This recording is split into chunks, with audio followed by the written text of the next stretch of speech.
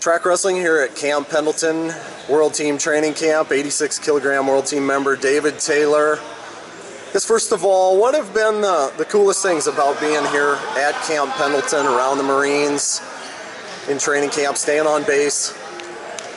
I think just a unique atmosphere is cool. I think we're staying in Army barracks, so all 10 of our World Team members are all staying in one barracks. So just being familiar with each other, creating some team camaraderie, team chemistry.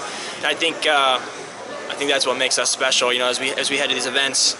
And I think that's what the teams I've been on in the past have been successful is you really, when it comes down to it, every point matters. So the more that you're familiar with your teammates and when you can really dig down deep, obviously you're doing it for yourself, but when you can really dig down deep and know maybe if I can score this extra point, it can really help the team. So I think building that is what I think is really special about this. My dad was a Marine, and so just being around the Marines, I think is pretty cool. Get an idea of why he was so tough on me growing up. Seeing these guys going through just the things that they're going through on a normal day, which is one of the big reasons why I am where I am today. Is just my dad and the influence that he's had on my life. So that connection is pretty cool. And just these guys that have come in that have wrestling backgrounds. And it's just amazing that they come in and they're so excited to meet us, but in reality, we're thankful for them. They're the reasons that we get to do what we like to do, and we get to go wrestle in the World Championships, and we can train full time and be safe in our country is because of the dedication and sacrifices that they're making for us. So it's pretty unique to see that, and it's just really special to be around it.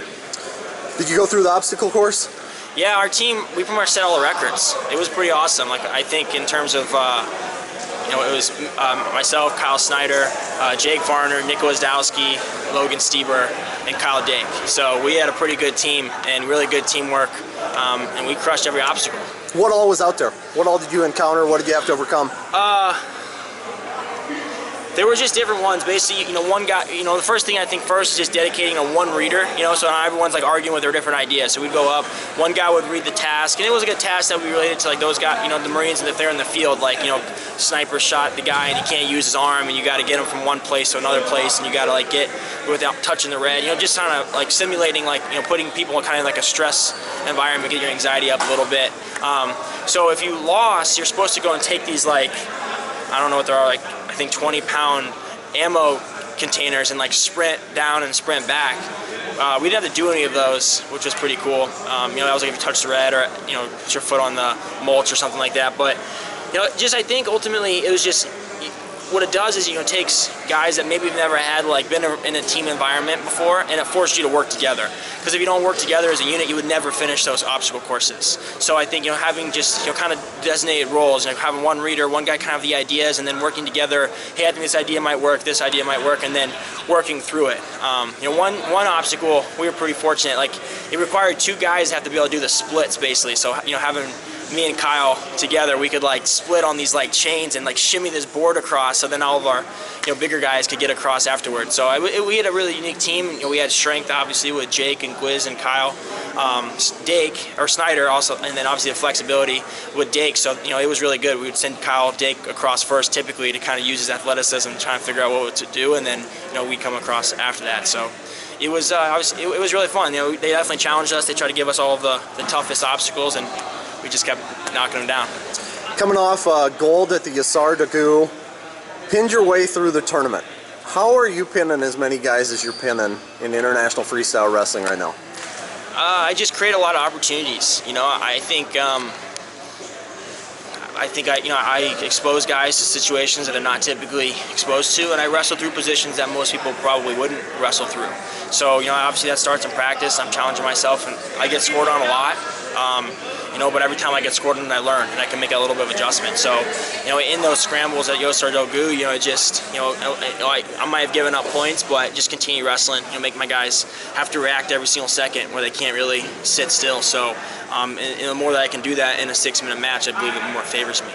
And that's really about it. I don't think you've lost to a foreigner now in 2 years, right? Is that correct? Something like that. What kind of confidence do you have going into Budapest? I'm just really excited. This opportunity is something that I've been, working towards for a really, really long time. Over the last 2 years, I really, took a lot of time, and I've been traveling overseas and trying to expose myself to as many competitions and competitors as I possibly can. I've wrestled everybody in the world. You know, I really just found every high level guy that I'll wrestle at the World Championships this year I've competed against. So it's just a matter of going out and just wrestling as hard as I can for 6 minutes, knowing that, you know, obviously they're going to give 100%. They're going to give their best effort, you know, their whole time. So being ready, you know, not, you know, Coach Zadic talks about, you know, focus endurance a lot, you know, so it's just, you know, being focused, you know, not you know, doing things and putting myself into bad positions and things like that as much as I possibly can. So, but you know what, the way I wrestle, I'm going to make mistakes. I'll get scored on. You know, that's just part of it. So I just got to be able to really have faith in my conditioning and my wrestling abilities and just challenge my opponents as much as I possibly can throughout the entire tournament. 30-some other guys going to be in that bracket, but Yazdanicharati, the reigning champ, you've already had a chance to wrestle him, pinned him in the World Cup a year ago. How much do you think about him and what he's doing and pay attention to what's going on with him right now? Well, I don't really have a choice. I mean, the Iranians on social media are savages, you know, so I think no matter what I post, you know, they're constantly in there reminding me of King Yazdani. So it's, you know, I think it's great. It really is really awesome to have those type of opportunities to wrestle guys. I mean, in Iran, you know, Yazdani is regarded as, I mean, he may be one of the biggest figures in their country, you know, because wrestling's so big there. So to have an opportunity to wrestle him again, and I mean, he's a champ. He's world and Olympic champion. So he's a proven competitor, and he wrestles so hard. I know that when we shake hands, it's going to be a dogfight every single second. Our last match was a dogfight, and it's just a matter of, I mean, we both wrestle really similar styles. You know, we both are going after each other, so it's just going to be really, it's going to be come down to opportunities and who can capitalize on those opportunities. So, you know, I'm excited. I'm really excited to have the opportunity to wrestle, you know, a two-time world champion, right, Olympic and world champion, as long as everyone else in the bracket, because everyone else will be ready to wrestle as well. So, I'd say, you know, I wrestled this year. I wrestled 3 ranking tournaments, so you know, I will be seeded. You know, just a matter of you know, how the rest of these guys shake out. The Medved, we'll see kind of where I get placed in the bracket, and we'll have a good idea of what the path will look like. Is there anybody that either in this room this week or back in State College or even in the United States that can give you a feel that's similar to him? Well, Ben Provisor actually back home can give, you know, a similar feel. You know, he's a Greco guy. He digs underhooks really hard, and I think that's, you know, with Yazdani, you know, it's not really, you know, people say it's underhooks, but it's just like his hand fight is just, it's violent. You know, it's just like, that's really, you know, I remember that first, you know, period, that first 5 minutes of that match where it's just like every club, every snap, everything that he does is just violent. You know, and I think, you know, we're similar in the aspect that we wear our opponents down, you know, so, you know, when we both are wrestling that type of pace, it's going to be, I think that we wrestle probably the 2 highest paces in the world, so I mean, it's just being prepared for that. So it's really hard to prepare for someone that can wrestle that type of pace, you know, but I just try and challenge myself. I wrestle as hard as I possibly can. The more tired I can possibly get in practice, the more I can replicate the feeling that I'll feel in that 5th and 6th minute of that match where, you know, the minutes matter the most. How often do you get your hands on Provisor? Not, you know, with these training camps, I'm not home very often. Yeah. You know, and when I am home, it's really just recovering, just to get ready to come back to training camp. So, you know, I'd say, you know, when I'm home, probably once during that time, you know, we work a little bit. Obviously, he's really good parterre positions as well. So, but just from, you know, the positions that I felt, I mean, his underhooks are similar to that kind of, and he does some similar things with his hand placement and stuff as well. So, you know, it's something where it's, you know, it's just, you can't spend a lot of time preparing for things other people are going to do. You know, it's having an awareness, understanding, like, this is what I think people are going to do, but really focusing on what makes me who I am is I score points. So just constantly trying to figure out how I can continue to score on my opponents. As they're making adjustments to wrestle me, I got to continue to make adjustments to try and continue to score as many points as I can. What have you learned as a club owner now? Lots of things, you know, lots of things. But it's so exciting. It's so rewarding. It's so rewarding to see these kids make improvements throughout the season. You know, just whether, you know, we have some kids that were higher level kids that are kind of making that next step to, you know, really being more elite. And then we have some kids that just started wrestling and the progress that they're making and everything in between. So, you know, really it's no different than, and that's what I tell them all the time, you know, it's no different when I'm training and I'm trying to prepare for the World Championships and they're training and trying to win a state championship. We're doing the same things. We're going through the same adversity, the same frustrations, the same techniques. So it's really cool to see that, you know, and I think, you know, I really try and bring, I come back from Turkey and I bring my experiences right back, and the techniques and the things that I saw, or when I was watching the other things that guys were doing that were successful, I bring those things back, and those are the things that we're working on. So it just kind of stay current. I try and teach the curriculum that's helped me have a lot of success throughout my career, as well as just adding in, constantly improving. I think one thing that holds people back, being in the club circuit my whole life, I think what holds people back is just their egos get in the way. Coaches think they have everything figured out. I think what's unique about what we're doing is we have really great coaches that are constantly learning, constantly evolving, and we have a lot of resources. So it's just, I think these kids have a lot of opportunities to do something special, and I'm really thankful that I have a great team that can help support me. When I'm traveling and doing these different things, knowing that back home, we communicate on what's being taught, and it's not like I'm stressing about what's being done. These kids are in great hands with Mark McKnight and Eric Thompson, and we constantly have other coaches coming in the area as well. So I miss it. When I'm not there, I really miss not being at practice, that's for sure. And when I'm there, I love every single second of just walking around, and just the relationships I built with the kids, the relationships I built with the parents. It brings me back to, obviously, I built a really strong relationship with my dad because of all the time and hours and matches we spent on the road for my whole life. So being back in it again, it just brings back a lot of those good memories. And just, I think, helping parents and kids as much as possible not make choices that lead to kids not wanting to wrestle long term.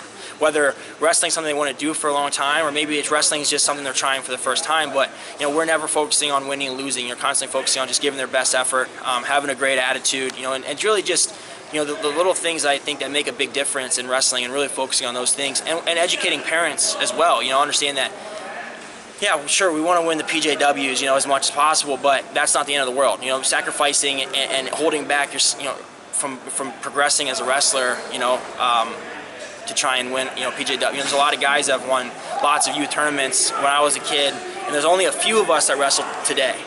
So just trying to provide them with the opportunities and mindset that they can, and skills that they can use now, but can continue to use the rest of their careers. Not things that are short term. So it's just, it's cool. It's really, I'm really excited, and it's been really.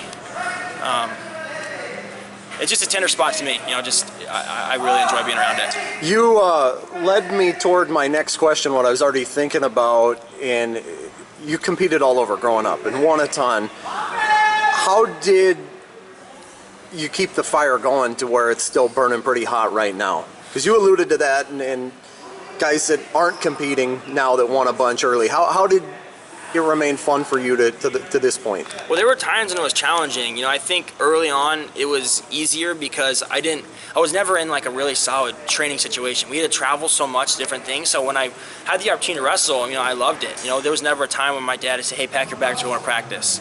My bags were always packed, and I would sit down and schedule out the tournaments I wanted to go to, and it was never where my dad was telling me, "Hey, we're going to do this, this, this, and this," which is what most dads are doing. So I think I was unique a little bit in that way. I kind of was, from a young age, I took ownership in my wrestling career, and my dad was help facilitate as many opportunities he possibly could, which was great. And I think my dad had a really good mindset towards wrestling. It was like, he took me to a clinic and said, "Hey, let's focus on learning one thing. If you can pick up one thing from this clinic and implement it into your wrestling, then it was well worth it. Whether it was 1 hour or 10 hours away, whatever that may have been to be there." So, and also just when I was young, I don't think my dad really even knew this at the time, but he just focused on, I could go on and pin somebody early. I had the ability to go do that, but he was like, "Hey, let's go score 10 points, 10 different moves, and then you can pin somebody." So I had this confidence in my technique from a young age that I could score from a lot of different situations, from tops, from bottoms, from different things. And when I was a time when I started like pinning people a lot, and then I would get frustrated if I wasn't pinning. He's like, "Hey, we're not pinning guys anymore. We're gonna go out and try and score points." So then I started tech falling guys, and it was just, so at a young age I had this confidence I could score a lot of points on a lot of people. And I think that's what lasted for a long time. So you talk about fire, it was always like a game. It was like a competition. It was like, wow, well, these guys are trying to win, UOW with most pins least amount of time. I'll do with tech falls. So it's hard to pin 5 guys, but I could go get 5 tech falls in a tournament. So then I started doing that, and that was fun. But there were times when I really got burnt out, and I think really 2 times specifically when I was in 8th grade, and actually in about 2015, when I was really serious about, man, I don't know if wrestling I don't know if that's what I want to continue doing. So I think in those opportunities, just having a great team that have a bigger picture of what it is. And, in 8th grade, I think I'd been successful for a really long time. And I was right on the verge of being in high school, and I had all this like pressure and anxiety to like be great in high school.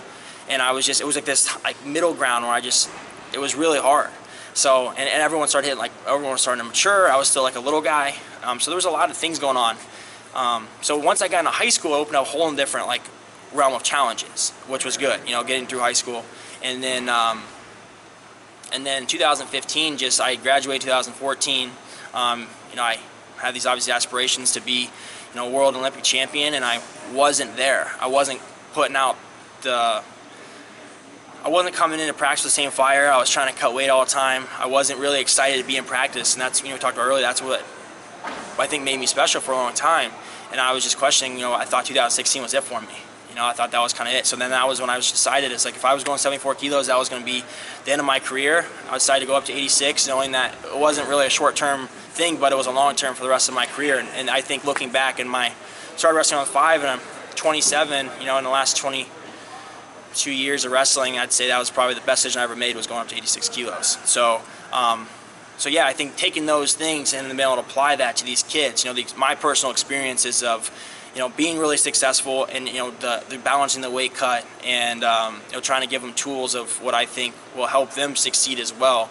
I think we have a really unique opportunity there. I think it's, and we have a lot of kids that are really, benefiting from it. So it's exciting to see that. What's your vision for beyond competitive wrestling? What's next after the competitive days are over? Well, I think, I think coaching is something that I really enjoy doing. A lot of people thought, asked if I was going to coach in college or what I was going to do, but I really enjoy doing what I'm doing and having the impact that I have over kids, youth, all the way through high school, because at those ages, they're so impressionable. Like, you can really take these kids and really mold them. They don't know, they haven't made the mistakes enough to be scared of winning or losing or shooting a guy sprawling, whatever it is. So if you can continue to, if we can encourage guys to make the mistakes younger, and learn from them and give them the tools, so if a kid comes in and they're wrestling for the, one of my best examples is, so Casey Cunningham's boys, he's got he's got 3 boys, but 2 that are wrestling right now. His oldest boy, Hayden, this is really his first year kind of competing, and he's just like, you go out and tell him, pull the back leg forward, go shoot, he'll just do it. He's very coachable, do whatever you tell him to do. At the beginning of the year, he wasn't really competing with really any, he didn't qualify for the state tournament in March, and we took him to an elite tournament in February, and he was definitely behind. And by June, so in a few months, he's now, right in the mix to be a state champ, beating national champion caliber kids in less than 1 year. So it's exciting to see a kid that really doesn't have, hadn't been wrestling for a long time, but is willing to just learn and listen and make mistakes and focus on things they're doing and the improvement that they've made. So, that's a good example of why I really enjoy that side of it, because, as a kid gets older and they have more and more success, it's harder and harder to change. So, being able to, at a younger age, be able to help encourage and influence guys, I think is really, really exciting. So I really believe this is, I'm not just saying I believe it, this is what I want to do, for a really long time, is I want to continue to do what we're doing. M2 Training Center is, like I said, it's really special to me, and it's something that building now while I'm still competing, and when I'm done competing, to be able to step in full time and really have an impact on a lot of people. You scrapped today with Jordan Burroughs a little bit. Yeah. How does he feel different than back in the day, 5-6 years ago, when you were trying to beat him at 74 kilos? He's the best in the world, So to have the opportunity to wrestle something like that is special. I think when you take out the competitive side of it, you really, there's nothing holding back. We're out there like, we're just exchanging shots, we're firing. There's no, there's not that competitive, like I'm holding something back to kind of see, because I might have to wrestle in competition type of thing. So when you take out that, being in different weight classes now, we definitely get the benefit of wrestling each other 100%. So it's exciting. He challenges me, he's so good at, his timing of his attacks. He has his whole career. I think what's made him so special is he just has always had kind of that attack when he needed it. You know, so that's something that really challenges me. As we create, and I create a lot of flurries and flurries and flurries, he keeps me really honest, because if I get lazy, he'll sting me with a shot. So, I mean, today we wrestled 2 matches, and, you know, I learned, I'm like, my mind's running right now. There's a lot of scoring situations that we got in today, and, you know, now knowing where I can improve, and, you know, obviously it's good to have someone of that caliber that challenges you. Hey, awesome stuff. Anything else for us? No, thank you. Thanks for all you guys do. Obviously, you know, international wrestling is so high level. You know, we have so much exposure at a young level in the United States, but, you know, with track wrestling and being on the streaming services that you guys are providing, to let our family and friend be able to watch us when we're overseas is pretty special. So, you know, I appreciate everything you guys are doing. Thanks, David. Yeah, thank you.